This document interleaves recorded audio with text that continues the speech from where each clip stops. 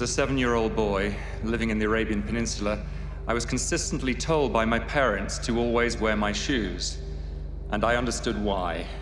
I knew that shoes would protect my feet against the many threats to be found in the desert, such as snakes, scorpions, and thorns. One morning after a night's camping in the desert, I wanted to go exploring, but I did not want to bother putting on my shoes.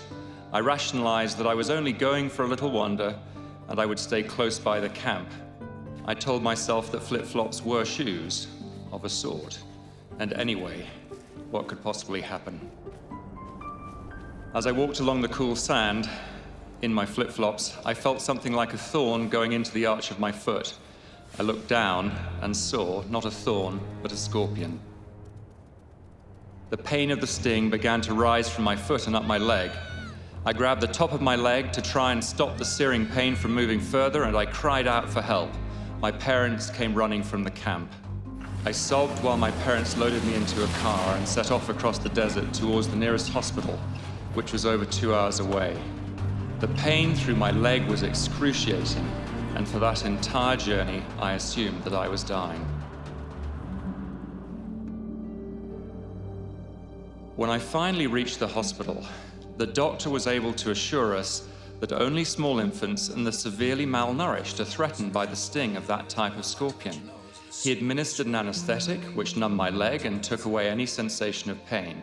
Within 24 hours, I no longer had any effects from the sting of the scorpion, but I had learned a powerful lesson.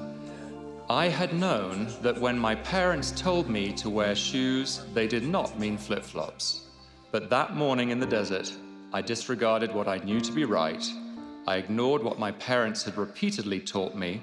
I had been both lazy and a little rebellious, and I paid a price for it. Disregarding what we know to be right, whether through laziness or rebelliousness, always brings undesirable and spiritually damaging consequences.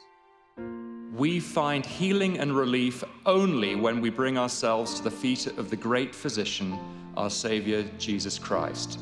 We must cease fighting against God and instead give our whole hearts to Him, holding nothing back.